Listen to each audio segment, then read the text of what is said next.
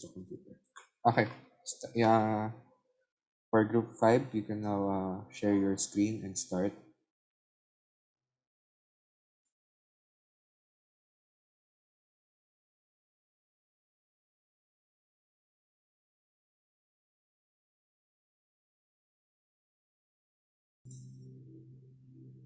Cookies and Cream Project. Income generating ba yan? Ay, hindi pala. Ano pala nila? Background pala nila. Okay, okay.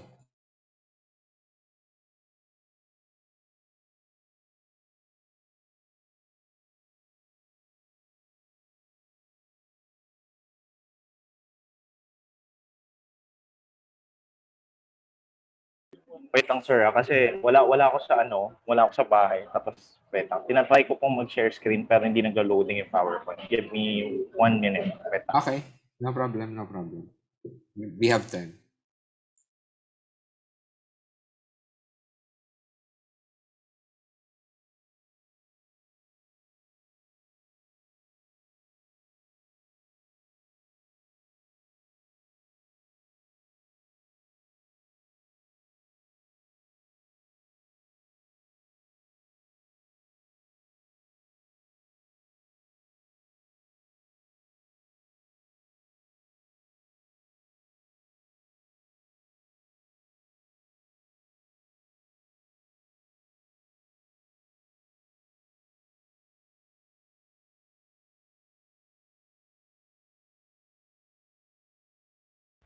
Okay sir, so start na po kami. Okay na sir. Okay. Okay, sige po. Sige, so good afternoon everyone. We are here to present to you today our case study entitled the Cookies and Cream Project. So if you're wondering about the name, it's because this is a case study that is trying to delve into confirmation bias with racial profiling in a forum that we found, which is Stormfront. So next slide, please. We will start with the background of the study, like any case study. So Bianca, take it away. Okay, so we all know the English proverb that says, birds of a flock stay together. And next slide, please. Tama nga naman, di ba, na as humans, we have the natural tendency to relate and connect, makijive sa mga taong kaparehas natin ng ugali, paniniwala. And there's this certain aspect na makikita talaga natin to. Next slide, please.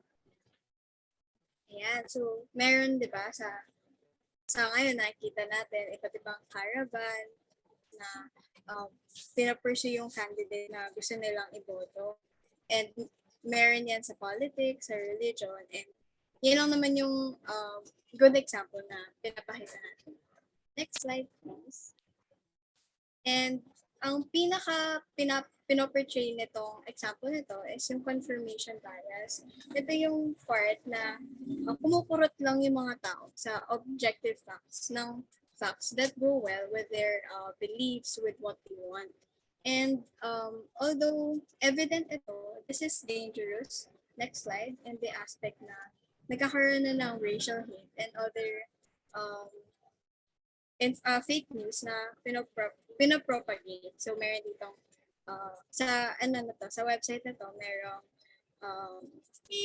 white nationalism, anti-Semitism, Holocaust denial, and white supremacy na pinopropagate. So totoo lang, we didn't choose any group or forum dito sa Pilipinas kasi pagod na kami sa Pilipinas, gusto namin maiba naman yung aralin namin. So we decided to choose Stormfront. Ayun nga, neo-Nazi internet forum siya, and ito yung first major racial hate site na meron. So, ayun lang naman. Moving on to the introduction. So of course, we want to give you a little bit an introduction of how we are trying to gather data here inside this forum. So of course, we can't enter this forum as a Filipino because we would stand out like a sore thumb, or we would be, we would be very obvious that we are not a part of that forum or we're not a part of that community. Hence our choice that we came up with two specific personas that we use to to go ahead in this forum. So actually, we want you to meet Robert Allen Johnson. So Robert Allen Johnson was born on January 18th, 1963. So he's probably around, 58 years old, right? 58 years old, which puts him in the generation of boomers. So Robert Allen Johnson is not just a boomer. He is a white supremacist. He is a white man. He's American. He's Republican, and he is sadly widowed. But aside from the general information about Robert Allen Johnson, living in a rich neighborhood, having five different kids, namely Bianca, his eldest daughter, who is the breadwinner of the family, Janaea, the youngest daughter, Gabriel, his most prized possession of a son, and Gray, his daughter that is also married to a rich CEO, and of course Denise, who is currently pursuing a PhD in economics. Aside from the very prominent kids of Robert Allen Johnson, he actually has one problem, a really really big problem, and that has to do with his youngest daughter, Janaea. Next slide, please. So we came up with a story. We wanted to portray a narrative to engage people in the conversation. Basically, this is it. Ang kwento namin about Robert is he has, yun nga, he has kids and he has been happy all throughout his life. But he has a problem with Janaea. Janaea is is very rebellious. Being the youngest daughter among, his kids, Janaea is very rebellious. Ayaw niya sumunod kay Robert. And she wants to date a black man. And which is heinous, a very, very vile act against his father. Hindi very against like everything Robert believes in. So hindi niyo kailangan basahin yung buong narrative na to. Pero basically yun yung kwento. Gusto makipag-date ni Janaea sa isang black man and she also wants to probably marry that black man.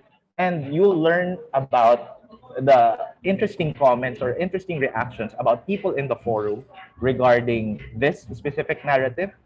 But of course, ayaw namin maging white lang. Gusto namin maging black rin. Which is why this project is entitled the Oreo case study project, because we're looking at the blacks and the whites. So let's go towards the antagonist or the anti-account here in Stormfront that we also came up with. I'd like you to meet Latrell Sean Douglas. So Latrell Sean Douglas was coincidentally also born in January 18, 1993. And that puts him at around 29 years old, probably a millennial. Latrell is hardworking person. He came to the US with immigrant parents. There are African Americans basically looking for a very, very, improved lifestyle. They want to better themselves. And he believes that everyone deserves equal rights to be treated the same as everyone else. But in reality, Latrell's problem is he is discriminated, not just occasionally, but daily. So, next slide, please. Ito naman yung narrative na ginawa namin for Latrell. So, there is actually a part of the forum where if you are a person who has opposing views to that of the forum, you can post there. And that's where we posted for Latrell. So, you can see that his thread entitled "He Got Harassed on the Metro." Basically, may white old lady that harassed Latrell on the train, and he is just expressing his anger, his side. Na, I want to be treated the same because I'm the same as every one of you. I'm hardworking. I'm doing my part. I'm paying my taxes, etc. and etc. And likewise, we encountered very, very interesting interactions with Latrell as a persona, which you will learn more about later. And that's basically our entire premise for gathering our data. Of course, it won't make sense if we don't showcase our objectives. Ano nga ba yung specific objectives namin for gathering data? So, Drake, go ahead.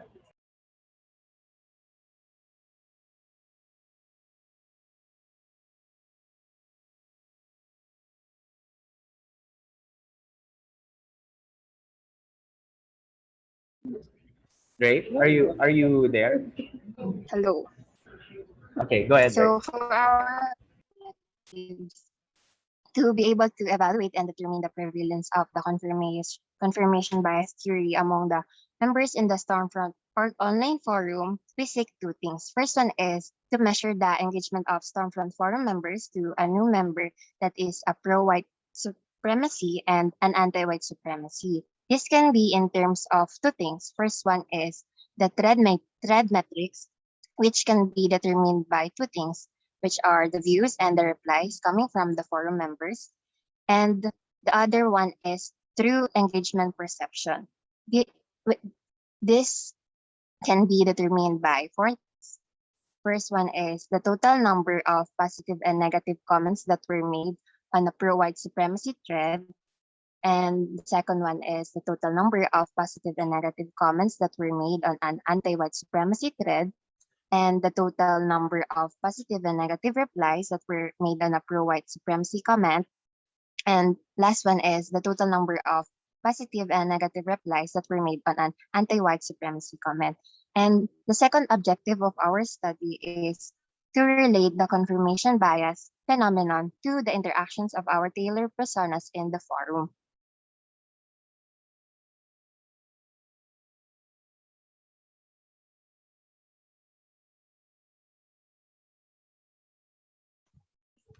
So, the data needed for a month was gathered through making an account. So, ayun nga, katulad ng sabi kanina, gumawa kami ng dalawang account, which is yung isang pro or yung white supremacist na tinatawag. And yung isa naman is yung oppose sa mindset ng forum members.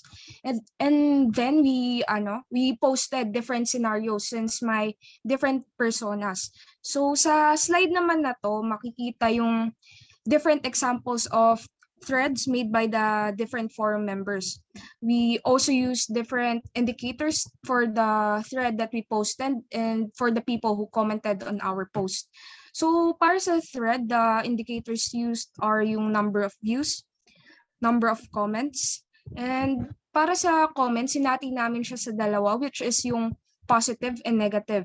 So yung positive for the both accounts is yung nag-agree or empathize sa mindset ng forum members or ng white people. And syempre, included din dito yung nafe-feel nila na hatred for black people. And for negative comments, it actually depends on the account itself since my different personas. Kaya different din yung negative comments for both accounts, which will be elaborated later on. So last indicator for the thread is the proportion of views to comments. And yung indicator naman for the commenters ay yung date kung kailan sila nag-join. So makikita sa slide na to is nag-join yung commenter na to 2001 pa lang, which means na sobrang tagal na talaga nag-e-exist ng forum. So yung next indicator is yung post count ng commenter. So makikita din dito na sobrang daming post ng commenter na to. Pero sa forum na to, ito yung average post ng members sa forum na to, which means that they are very active and they really engage with other members to share their insights and to know other people's insights as well. And last indicator is yung number of blog entries. So next to be discussed is the result. So ayun, after knowing how we got the data and what data we are expecting to get, here are the results we obtained after making the two personas. Unang-una, yung engagements of the forum members to a new pro-white member na kanina introduce namin siya as Robert. Nakakuha kami ng total engagements na 2,113 na meron 2,058 na views and 55 comments kung saan mahati pa sila to positive and negative comments. For better understanding, hindi literal na may positive connotations ang expected positive comments namin, kundi sila ay comments na naglalaman ng mga pro-white ideologies dahil doon namin ma-verify na may confirmation bias nga sa forum na napili. Sunod, ang mga expected naman namin na negative comments ay naglalaman ng mga positive words kung saan empathetic sila sa black community and the likes. All in all, we collated 23 positive comments and 7 negative ones. Ito, trigger warning naman para sa mga susunod na slides dahil ipapakita namin sa inyo yung mga actual na comments from the forum. Naglalaman sila ng mga iba't ibang sensitive ideas. So kung mabilis kayo ma-offend, yarn, ingat-ingat po tayo. So as promised, we wanted to give you like there were like multiple comments as already stated by Janea. We had, different engagements, 40 plus engagements, but we ranked it to the best of the best, or the comments that would basically sufficiently say what needs to be said. And as promised, these are controversial comments. And eto na nga, Fluxmaster, he joined all the way back in 2017. Post niya 5,000, lots of engagement with the forum. And what he said with Robert, dun sa dun sa naging problem niya with Jenea, cut her off completely. And if hindi nyo alam yung ibig sabihin ng cut her off completely, that means remove that child from your life. Hindi mo na siya anak, hindi na siya like part of your family. And may sinabi pa siya dyan towards the end na I commend you for having 4 children kasi he has at least may mga successful siya na white children.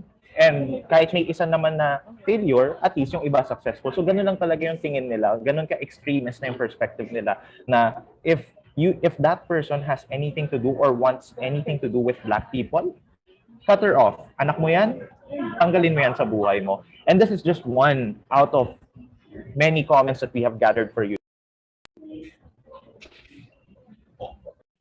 Ayan. So, ang sabi naman ni Kevin Rowe, we have to take note yung races sinabi niya, a half. So, this means na they treat yung mga mixed races as secondary or inferior. Next, please. So, same as the other two comments, this comment also implied that Robert should disown her daughter dahil nga involved siya sa isang black.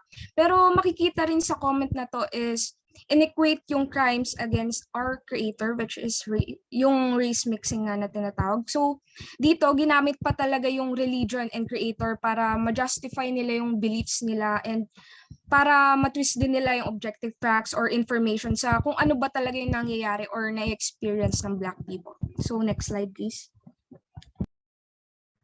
So, ayun, etong comment na to, naiiba siya sa mga pinakita nila dahil masasabi pa siya na sympathetic comments. Since sinusubukan ni forum member si Cracker Jack Lee na makipag-sympathize sa member at magbigay ng suggestions sa persona natin kung paano niya makakonvince na bumalik sa pamilya. Except yung mga suggestions na kasi parang nagsasabi na si daughter ay may mental problem or some kind of illness for loving a black man. Tapos ang problematic din na handa silang umabot sa ganyang extent para lang paghiwalayin yung anak sa yung black significant other.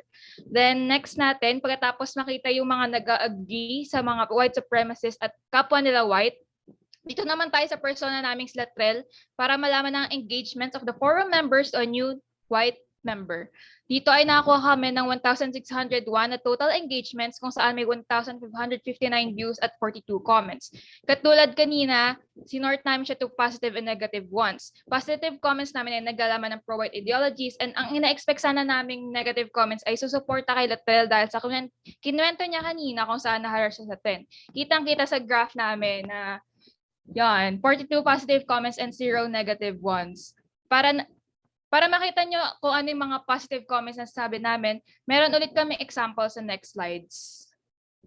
So, di ba, no, it's a very much landslide, polarized na result na 42 out of all the comments, walang sumide kay Latrell. And this is just an example of one such comment from Coolwater, who joined all the way back from 2009.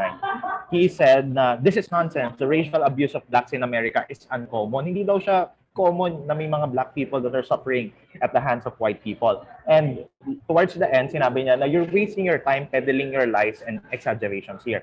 And this is a clear example of confirmation bias, wherein most people who have this type of ideology or very extreme na ideology, they do their best to discredit anyone who opposes them.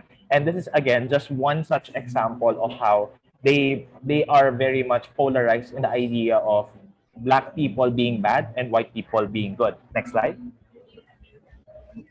Makikita naman natin na sinabi ni Martha Good-Day, don't we have a jobster to rob? So meron ding misconception and generalization na pag black ka, magnanakaw ka, mataas yung crime rates mo. So ayan, next slide please.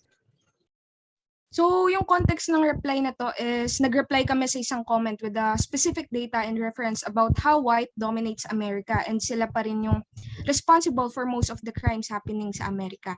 And eto, nag-reply siya pabalik. So, yung comment na to, pinuprove lang na sobrang close-minded na nila dahil kahit may data or references pa yan, hindi na sila maniniwala. At naniniwala lang sila na sila yung na-oppress and walang mistreatment na nangyayari sa Black, or basically wala silang pake basta sila yung victim ng racism. So next slide please. Ayan na to, lastly, sa ikli ng comment na to na gawa niya pa rin i-oppress yung persona naming si Latrell. Tinawag niyang mula to ang anti-white persona namin. Ang ibig sabihin ay a person of mixed and white-black ancestry, especially a person with one white and one black parent. Tulad kanina na parang hybrid or mas mababang type ng person tingin sa mga mixed. Itong word ay considered na offensive and outdated na sa panahon ngayon. Kasi makikita nyo naman sa joint date pa lang na baka hindi pa pinapanganak yung ilan dito.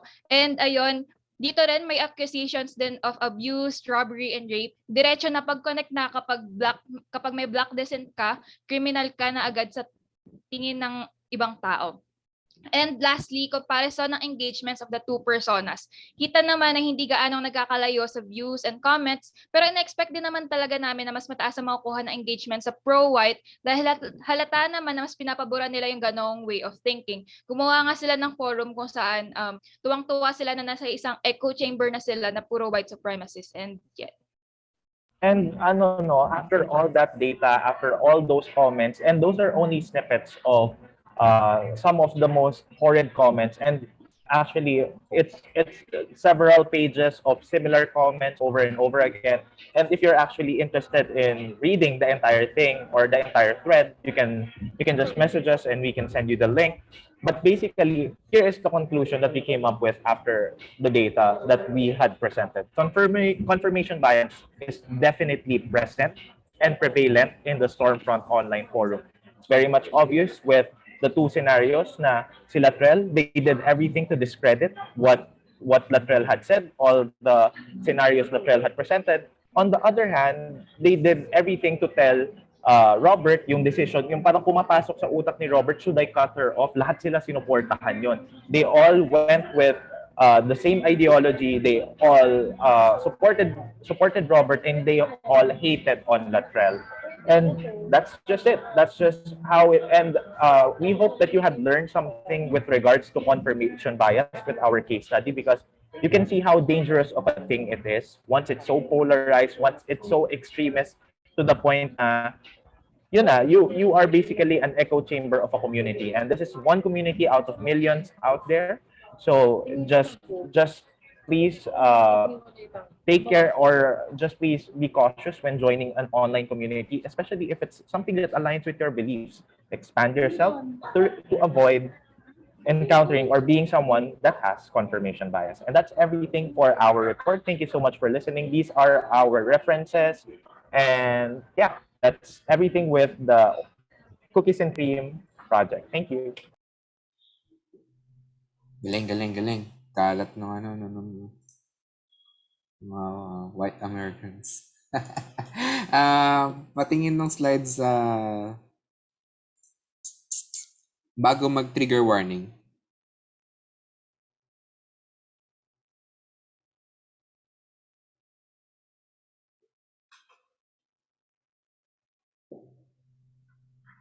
Ayan. Okay, so pag positive comment, ibig sabihin, pro-white. Sir, both sa kanila, both sa pro and anti, ang positive comments is anything that is pro-white ideology. And then magkaiba sila ng negative comments, kasi yung negative na ina-expect namin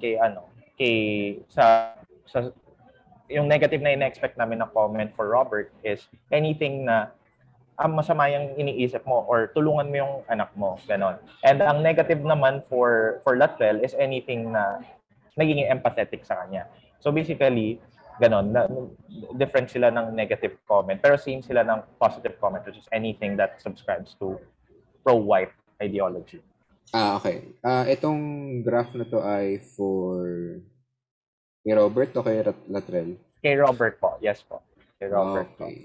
May example ba nung negative comment? Hindi po namin na nasama yung negative comment. Pero basically kasi sir, dahil nga sa time limit, yung negative comment, yun yung nag-boost ng engagement. Kasi may isa pong member na naging empathetic kay Jinea. Sinabi po nung member na yon na, what if tulungan mo yung anak mo kasi yun nga, namatay yung mom niya, ganito. Tapos, yung ibang members, inaway yung kapwa member nila na hindi, mali. Kung kumaga yun yung nag-spiral or nag-exponentially lead to the thread exploding, or they turned against one of their fellow members kasi naging empathetic siya. So wala kaming time to discuss that bit dahil sa time limitation. Nung in-include namin siya originally, pero nung nag-practice, nag-dry run po kami for the report, di po siya kasya sa 20 minutes. Pero yun. Okay, patingin nung graph nung kay lateral naman. Yung bar graph.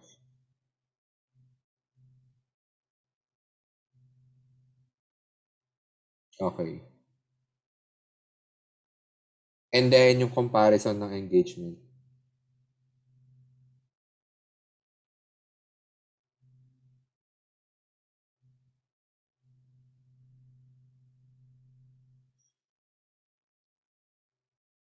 Can you explain this?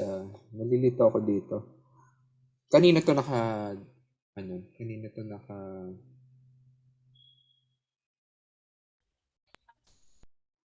address. Ikaw na lang, Jinea. Kay Jinea po to na part. Ito po yung number of views. Ito po yung sa pro, bale, yung 2,000 something and sa anti. Then yung comments po nila, pro and anti din po. Ayan po. I mean, gets ko yun. I mean, ayun yung sinasabi ng graph. Pero kanino? Kay Robert ba to lahat? Kay Latrell Yung ba to? pro po, yun po yung kay Robert, anti kay Latrell, pro kay Robert, anti kay Latrell po. Bale, comparison lang po talaga siya. Ito po, sa views ni Robert and Latrell, then comments kay Robert and Latrell. Very Ayun po, misleading. Sorry. Kasi ginamit mo na yung pro and anti for categorizing your giving category to your kinds of comment, di ba? Di ba? Dapat nilagay na lang. So yung dapat na horizontal axis ay Robert and Latrell. Tama ba? Sige po, sir. Hindi, tanong yun. Yes po, opo. Basically, dapat yung pro, si Robert. anti, si Latrell. Yes, Okay. Nalito ako. So, mas maraming engagement kay white guy. Yes po. Like, and hindi pa po counted dyan actually, sir. Nag-start pa kami ng isa pang thread for Robert. Hindi na lang namin kinount. Pero mas mataas pa talaga dapat yung engagement ni Robert. So, marami talagang nagsasabi sa kanya na contact a lawyer, cut that child off. Basically, parang binibigyan siya lahat ng possibility na paano i-extract yung daughter sa life niya.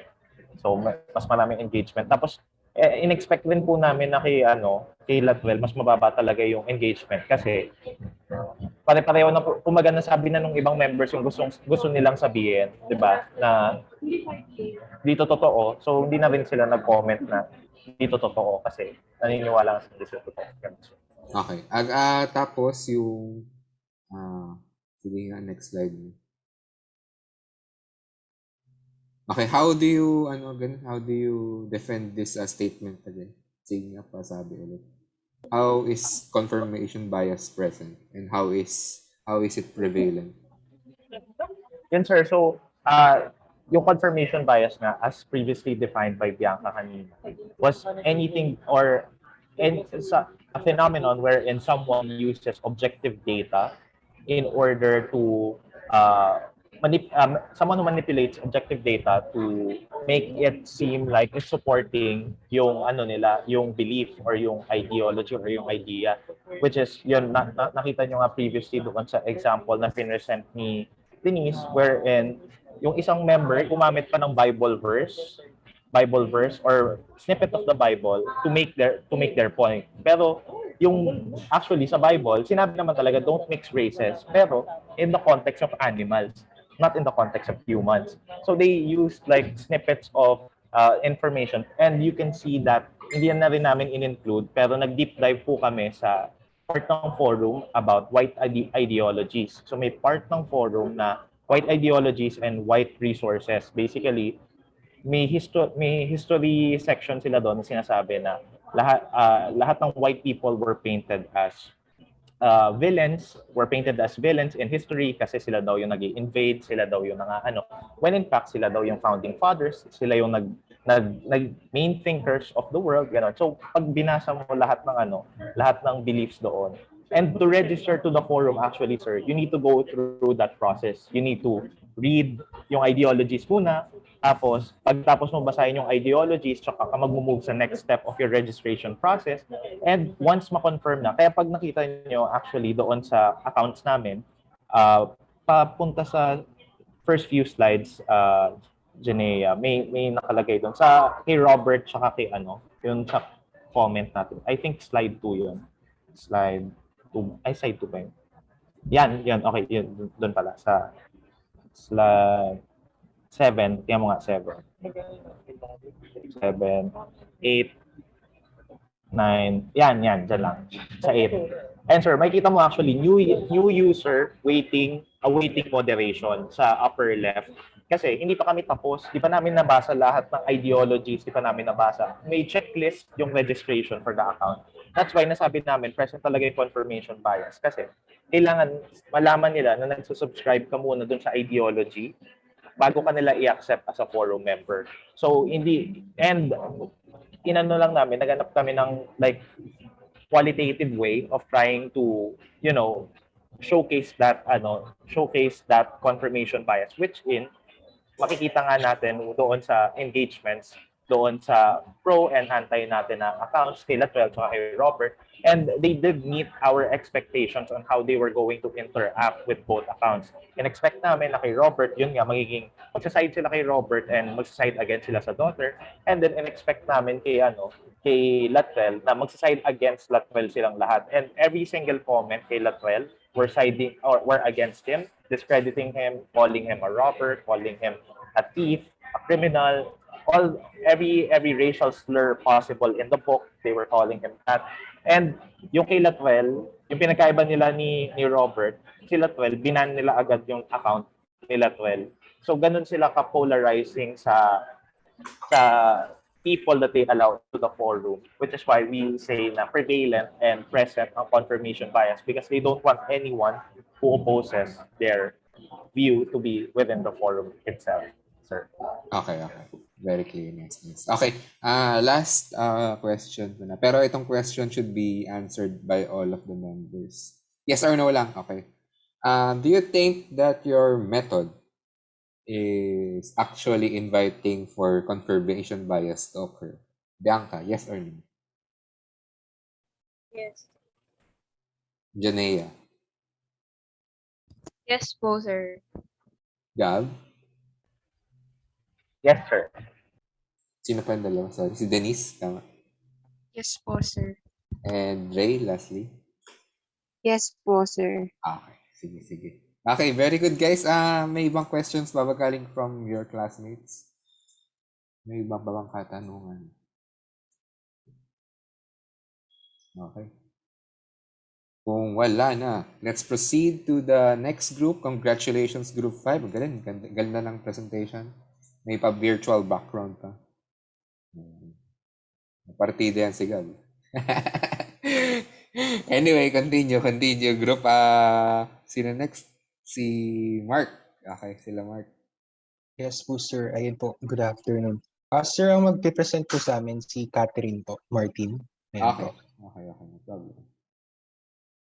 Gamit na gamit yung Canva sa inyo. Kasi sir, pwede mag-collaborate habang nagde-design. Pwede rin naman sa PowerPoint yun.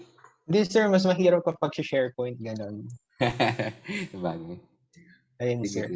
To start our presentation, may I call on Thea?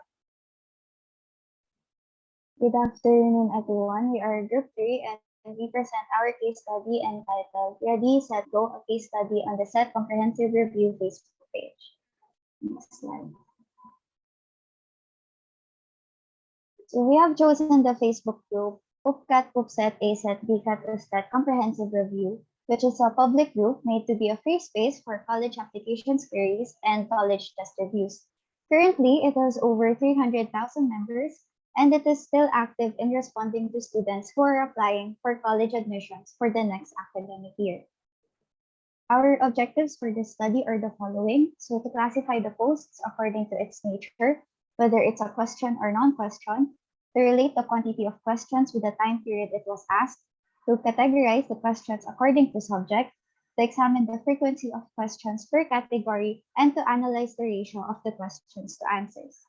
We have decided on the time period of 1 year starting on July 1, 2020 until June 30, 2021. And for our scope and limitation, we have limited it to the posts that mentions the 5 schools in the name of the Facebook group, which is UP, UST, Del SU, Ateneo, and PUP. So for data gathering, we use these methods and indicators to identify the quantity of posts of selected schools. So aside from the 5 schools, we added a various schools category to prevent having double entry data because we saw that multiple posts mentions 2 or more of the 5 schools. Then present the number or quantity of posts each month. Establish categories to classify the type of posts. We have subcategories for questions and non-questions. And then the classification of the percentage of answered versus unanswered inquiries. So for this, we created a criteria to classify if the question is answered, which is that the author of the post must interact or engage in any way with the reply they got. So additionally, among ourselves, we have assigned each member of the group to search for posts mentioning the schools using the Facebook search function, and then we have decided to enter our searches as ungrouped data initially. Before we have grouped it into categories for analysis, we also cross-checked the searches to make our data accurate. So we have the following categories for our group data. We have number of posts per school and per month, number of posts per category and subcategory, and ratio of answered and unanswered inquiries per topic. So more about the methods we use. So this is how we gather data in Facebook. We use the search function within the group. Then we use different keywords for each university to see posts related to it. And since we have a 1 year time period from July 1, 2020 until June 30, 2021, we have used the date posted filter to limit the posts we are going to see. Next. Here you can see our ungrouped data where we enter our searches. Initially, we have the name of the author of the post. They posted the link to the post category, if it's a question or not, and its subcategory. Then we tabulated our ungrouped data into group data, which we're going to see, which will be elaborated more later. Now moving on to the results and discussion part. Next slide. Figure 1 shows the quantity of posts per university. Next slide. It can be seen in the figure that posts mentioning UST accumulated the highest number of posts, which is 219 or 23.05% of the total 950 posts. It can be recalled that UST was the first to announce that it will be using an admission rating score called USTAR as an alternative to USTET for the year 2020 because of the pandemic, and this may have influenced the number of posts that UST was mentioned. Meanwhile, we have posts mentioning Ateneo as the one which had the least number of posts, which is only 111 or 11.68% of the total posts. Ateneo announced their application opening days after UST's announcement. So we can say that many students are still appalled by the news from UST that there will be no USTET, and this may have caused these low numbers. Moving on to the results and discussion. Figure 2 shows the number of posts per month and per school mentioned. Next slide.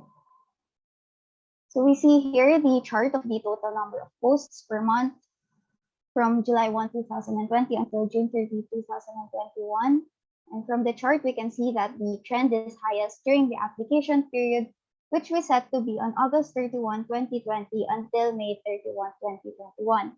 So it is highest during the application period because the application period covered the majority of the 1 year time period we have set.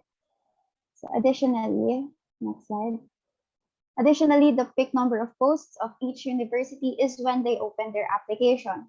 So in the chart, we can see the total number of posts per month and the number of posts that each university is mentioned in that month. So to further elaborate this discussion, let us look at the next slides. So in the case of UST, they opened their application during the month of August 2020. Hence, the posts mentioning UST reached its peak during this time as well. Next slide. Same case with Ateneo, who opened their application during September 2020. Then, next slide, the LSU during November 2020. Next slide. Then for TUP during January 2021. Next slide. Next slide. Now, in the case of UP, which opened in January 2021, the trend of UP reached its peak during August 2020 and not in the month when they opened their application. A possible discussion for this is because UP opened an UPCAT help desk to aid students in their online application for the UPCA.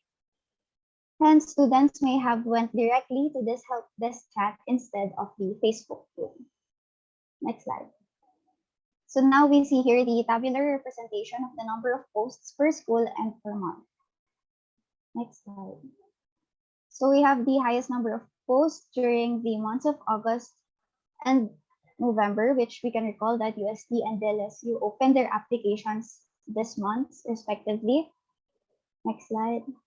Then we have the least number of posts during the month of October 2020 because generally there were no new updates from any of the universities during this month, hence the low number of posts. To continue the results and discussion, let me call on Mark. Okay, so for this figure, we can see a pie graph containing the percentage of questions versus the non-questions. So from this graph, we can see that there is a total of 590 questions, 62%, whereas there is a total of 360 non-questions, which is 38%. Moving on to the next slide. This one, we can see the frequency of question posts per subcategory. So the subcategories for the question include the application, enrollment, admission, course info, scholarships, campus life, and the other subcategory. Moving on to the next. But what we would like to highlight for this table is that the most frequently asked question for this one is the application, which has a total number of 412. So it is because the application subcategory has a large scope of coverage. So with that, the applicants will encounter multiple instances for the application where they need to input their information. So while they are inputting their information, it also carries a lot of unknown areas wherein the applicant may encounter uncertainties. So with those uncertainties, the applicants go to the Facebook group wherein they post their questions with the hope of acquiring answers from the other members who may encounter the same problem as them. Moving on to the next slide. For this one, what we would like to highlight here is that only 8 queries, as observed from the subcategory total, which makes up 1.4% of the total posts, only 8 queries belong for the enrollment subcategory, garnering the lowest number of posts. This may be because most of the students prefer to ask questions about enrollment from the school or university staff. So if it's about UP enrollment, they may directly go to the UP staff or personnel. Another reason for this is because our time frame for the case study ends right before the enrollment period of most universities. Hence, the enrollment subcategory garnered the lowest count of posts for the category question. What we would also like to add for this one is that for the other subcategory, we have the questions about general information, school information, tips. It has less than 3 posts for each school, which all fall under the subcategory of others. Moving on to the next slide. For this one, we have the table of frequency of non-question posts per subcategory. So we are done with the question. We now proceed with the non-question.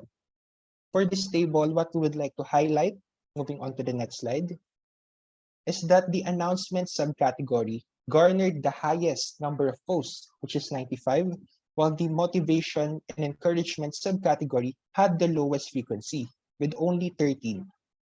So for the announcement subcategory, these announcements include the application period, requirements needed during the application, release of the results, and etc. So it all belongs under the scope of the announcement subcategory. On the other hand, for the motivation and encouragement, it includes the what we call the padayon posts, wherein these are motivational posts from the students. It also may include testimonials of the previous applicants or other stories relating to the application experience of the students. So these belong to the motivation and encouragement subcategory. So from this comparison, we can say that the primary focus of non-question posts is mainly to disseminate information regarding the universities. We can observe kasi from the table that the highest tally comes from the announcement subcategory. Another fair observation here would be to explain why the others subcategory had the second to the highest tally. So if we look into the table, it had 67 subcategory total. So to explain this one, it is because the others subcategory, they have varying inclusions per university. So for example, UST's other subcategory has five posts about personal rants, 4 about memes, and kung i-compare natin siya sa UP, makakapag-record tayo ng, for example, merong 3 posts about online selling, 2 about the school's cheer, they're sharing their cheer of the school. So kung titignan natin, it actually varies per university, therefore constituting also a high number of subcategory total.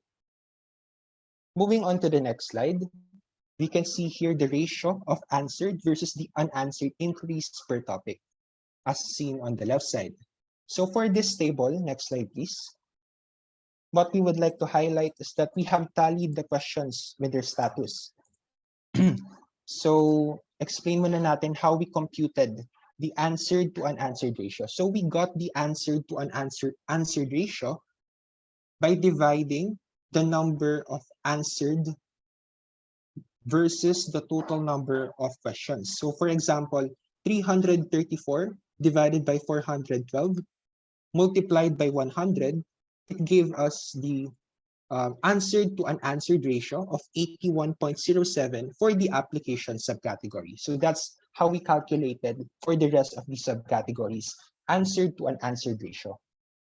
So going back, what we would like to highlight for this slide is that the questions for the admission topic had the lowest ratio of answered to unanswered queries, so with only 67.35%. A possible explanation for this is because as compared to the others category, the admission questions has a higher accuracy and correctness when they are answered by official school personnel.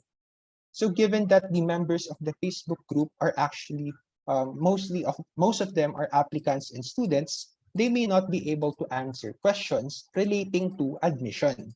Hence, the admission topic will certainly record the lowest probability of being answered when they are asked in the group. Moving on to the next slide. So to directly satisfy the aforementioned objective, the overall ratio of the answered to the unanswered questions is 80.51%, meaning 475 of the total questions are answered, whereas 115 remains unanswered. In short, it can be said that the primary factor influencing the answered versus unanswered ratio is not the amount of questions. Rather, it is the difficulty of the questions, which can be seen on a per question basis. So kumbaga kapag mas mahirap yung tanong, yung tipong kaya lang siya sagutin ng school personnel, most likely hindi siya ipopost sa Facebook group at hindi siya masasagot. Therefore, tataas yung bilang ng unanswered. On the other hand naman, kapag madali lang yung tanong, yung tipong kaya siyang sagutin ng co-applicants or students, masasagot siya sa Facebook group. Therefore, tataas yung bilang ng answered. So with all of that, we would like to present our summary. Next slide, please. So for our study, among the 5 universities, UST has the highest number of posts referring to it, while Ateneo has the lowest. Also, the volume of posts was greatest during August and November 2020, and was the least during October 2020. Moreover, there were more questions as compared to non-questions, and the majority of questions were about application, and very few, or the lowest, was about enrollment. In terms of the non-questions, the announcement subcategory has the highest frequency, while the motivation and encouragement subcategory has the lowest. Lastly, the majority of the questions were answered, but the admissions have the lowest answered to unanswered ratio as recorded. So that would be all for our study. Thank you for listening. Nice. Tawag dito. Inaral niyo yung sarili niyo, bale. Di ba kayo nag-apply nung panahon na yan? Yes po, sir. Yes po. Di ba, application niyo yan? Ayan. So, ayun, kayo natanggap. Anyway, sige, questions. I have questions. Figure 1, pabalik sa figure 1. Very good sa pag-label. Okay, yung mga figure numbers. Very good.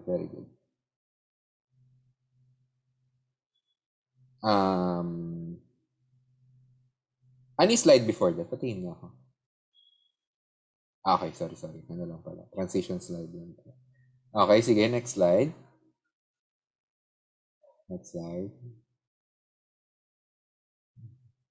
Okay, next.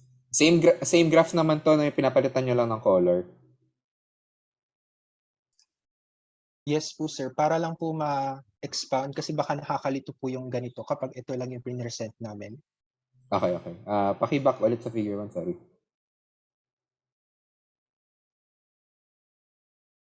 Sige, next slide, sorry. University. Hindi. Dun sa may mga color mo.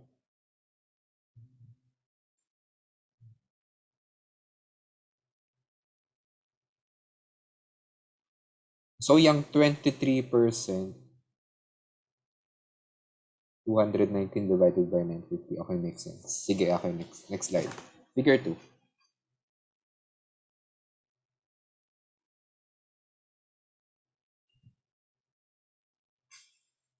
Sa figure 2 tayo. Okay, yan.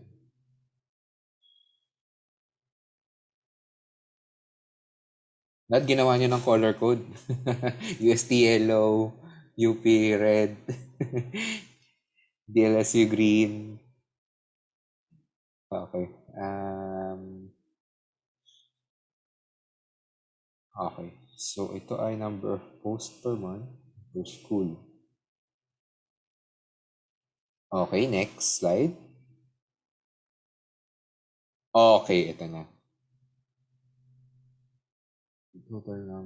So, hindi na to figure 2. Tama ba? Ayan pa rin ba yun? Yan pa rin po yun, sir. Tinanggal lang po yung parang shares ng each school. Okay. Sige nga, pakiback. Naloka ako kanina, hindi ko maintindihan yung mga nangyayari bigla. Okay, so ayan pa rin yun. Tapos, sige, next slide. Okay, so ninitpick nyo lang dito na tinitingnan ngayon yung mga highest posts. Top 5 highest number. Tama Yes ba? po, sir. Okay, yun, nagets ko yan. And then, sana kasing laki na lang din ng graph nung kanina. Kasi medyo napipi yung mga letters sa ilalim. Okay, so make sure na nababasa ng mga tao yung mga sinishare ng slides. Ako kasi hindi ko mabasa, malabo mata. Tsaka yung nagkadikit-dikit na lalo na December. Anyway, next slide, sige.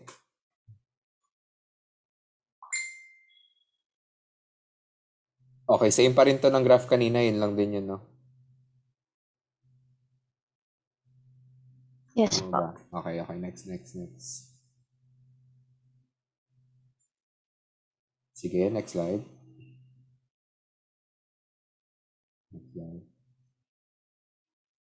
Ay, wait, iba na to. Okay, nag-iiba yung graph. So, ano tong, hindi na to dapat figure 2, no? Well, Yes. related pa rin siya sa figure 2, tama. So, pakibalik. Sa may mga color. So, ito ay, yung kanina ay Ateneo. So, yung ginagraph mo lang dito, ay UST pala muna. Sige, back UST muna. So, yung ginagraph mo dito, yung mga nasa lower parts ng graph ng figure 2. Tama ba? Yung mga blue, dark blue.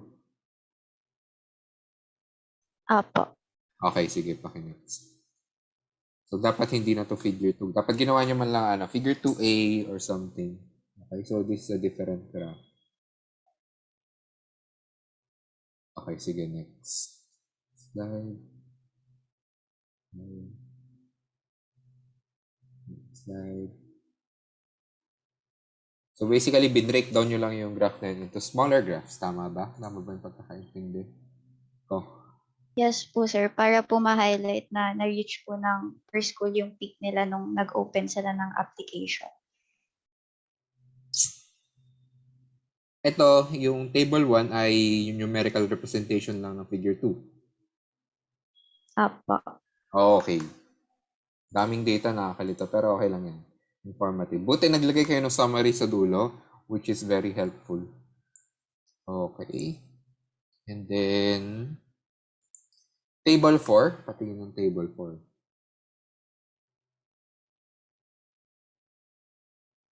Okay. Ayan, dito tayo, Guys, mali ang huling column nyo. Okay, when you say ratio ng dalawang number, you take the division of them. Okay? So, kung A to U ratio, dapat 334 divided by 78. Yes po, sir. Okay. Bali, ang nabigay naming data dito, sir, is that 81.07% ng mga questions about application ay nasagot. Parang ganun po.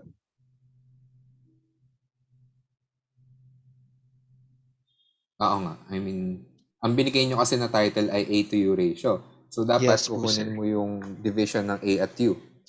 Okay, so misleading. Okay, kasi ang sinasabi ng A to U ratio or U to A ratio is that how ito yung number na nagre-represent ng growth with respect to each other. So kuwari ang A to U ratio ay 2, ibig sabihin kada isang unanswered, meron dalawang answered. Okay? Okay po, sir. Okay, so dapat itong last column, ang pangalan nito dapat ay percent answered. Di ba kasi Yes po. Opo. ito ay 334 divided by 412, tama ba? Yes, sir. Times 100. Okay.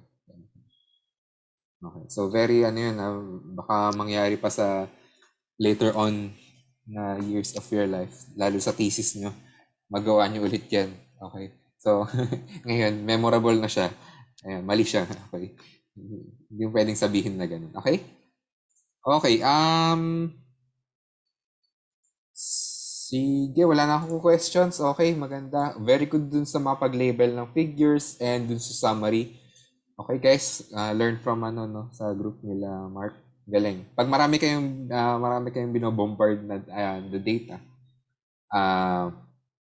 always summarize it at the end. Okay, so may mga questions ba for the last presentation? Okay, from the classmates. Okay, wala na ata. So, ayan, congrats guys, tapos na ang STS. Tapos na ang STS nyo. Okay, ano ba? Ano bang, hopefully, marami tayong, sana may natutunan kayo kahit maliit, no? So, recap lang natin ano ba nangyari sa STS nyo. Okay, yung unang-unang pinag-usapan natin would be, kapag may bagong technology, nagkakaroon ng bagong dynamics yung society. Okay? So, nag-dive agad tayo sa STS kasi 'di ba? STS, ano yung STS? Science, Technology, and Society. Nakalimutan ko yung course title. Okay, so whenever you have changes in your ST, meron kang appropriate or ano mga adjective na tama. Meron kang effect dun sa society mo. Okay? And then after that week, nag-ano tayo on more of readings, more of theory natin yan. So, nagbasa tayo ng 4 na readings na, di ba, magandang readings on scientific method, on how truth changes depending on your society. Di ba, meron tayong domains of truth, domains of taste, and domains of interpretation. Mga ganung bagay. Okay? So, yung ibang, maraming totoong bagay, pero yung mga tinatanggap natin, yung mga defensible. Okay? Yung kay Pluto, di ba? Siya lang yung may, totoo naman na siya lang yung planet sa ating solar system na nagsisimula sa P. Pero would that be enough para tawagin siyang planet? Hindi, di ba? So, mga ganung bagay. Okay? And what else? Okay, basta maganda yung mga reading natin nun. Tapos, in-apply nyo siya into your critical essays. Okay. So, very good. Maganda yung mga interpretations nyo and etc. And then, sumegway tayo dun sa topic natin, no?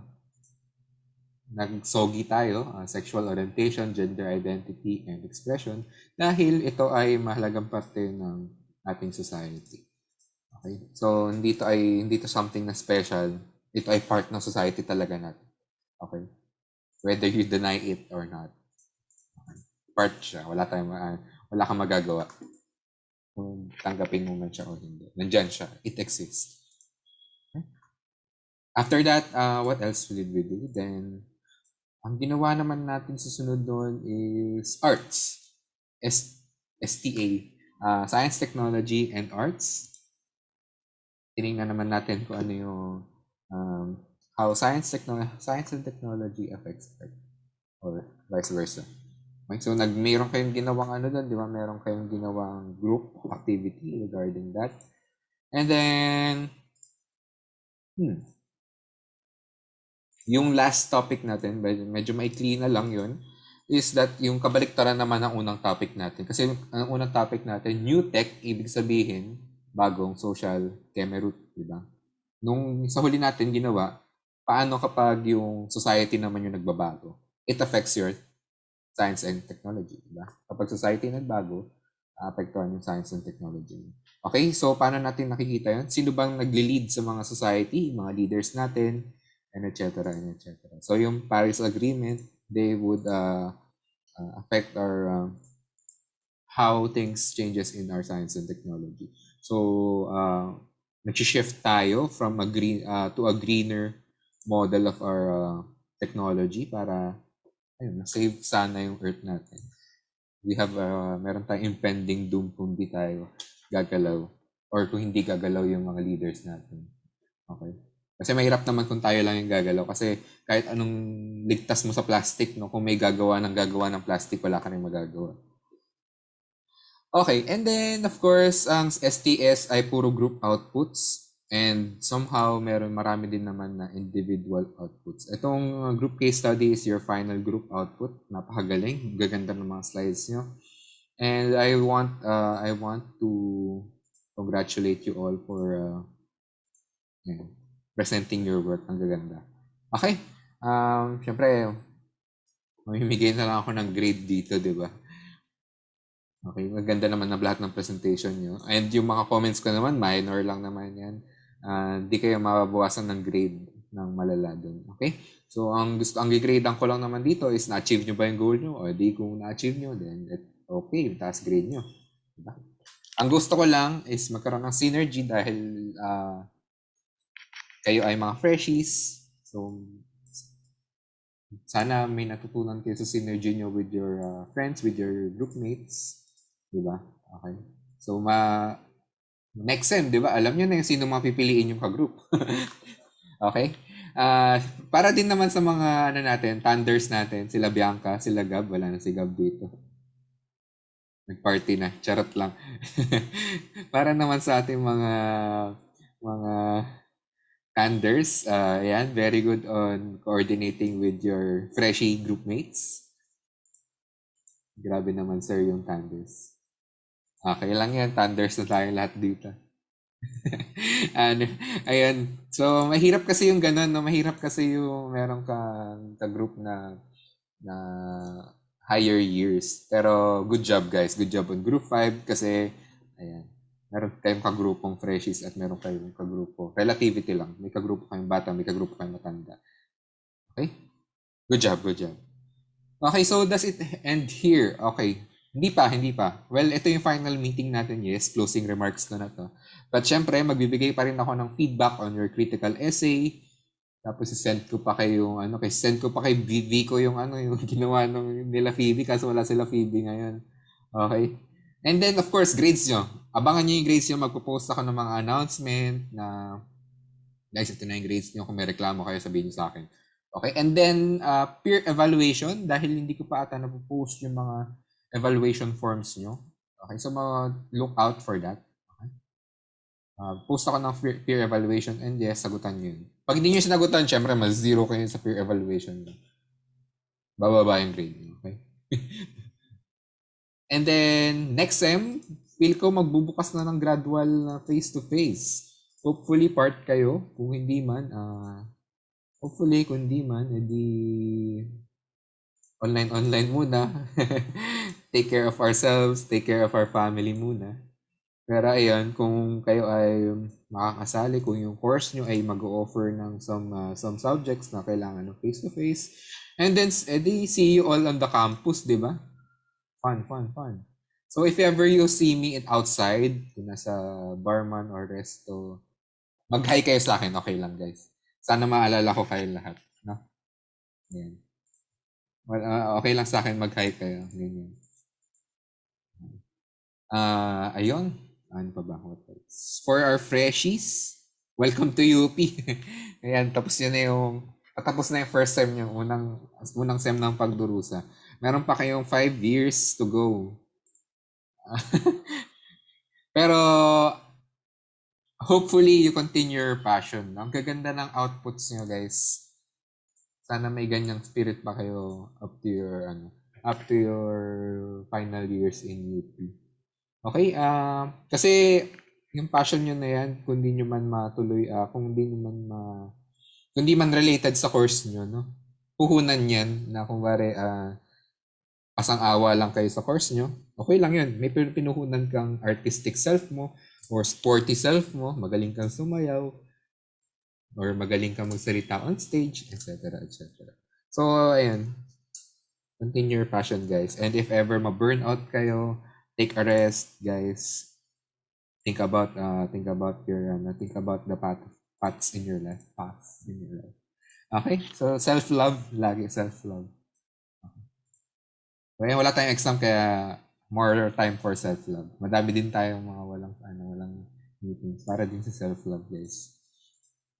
Okay, for sa mga people natin, sila Bianca, sila Dre, ayan, good luck din sa mga future endeavors niyo, lalo na sa thesis. Magti-thesis na yung in a few years kayo. And then, of course, kung wala man lang tayong maalala sa STS, hopefully, wag tayo maging kupal, no? Be nice to each other. Kahit ayun na lang matutunan natin, no? Maging nice persons tayo dahil tayo ay nasa STS, tayo ay part ng STS society. So kung magiging kupal tayo, may implications yan later on with respect to your science and technology. Okay?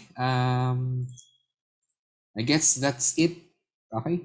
Abangan niyo yung mga feedback ko and mga post ko sa Canvas. Okay? Nagpost na ako ng grades, nagpost na ako ng peer evaluation, nagpost na ako ng results ng critical essay, etc. Okay? And then, i-upload nyo tong presentation nyo, ha? I-upload nyo tong presentation nyo sa modules. Okay? Para naman maalala ko yung ginawa nyo. Alright? Sige. Okay, that ends your STS. Thank you, guys. Natuwa ako handling kayo. In-expect ko kasi na, this is my first time in UP. First time teaching. Wala pa akong energy, guys. Natuwa naman ako kasi nag-attend kayo sa mga classes, synchronous.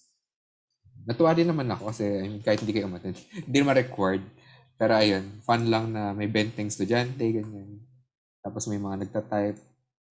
Nakausap ako sa comment section. Anyway. That's it. Merry Christmas and Happy New Year. Happy holidays kung di kayo magki-Christmas, no? Okay lang yun. Diba? Kasi hindi lahat may Jesus Christ. Okay lang yun. So, Merry Christmas, Happy Holidays, Happy New Year. And thank you again very much, guys.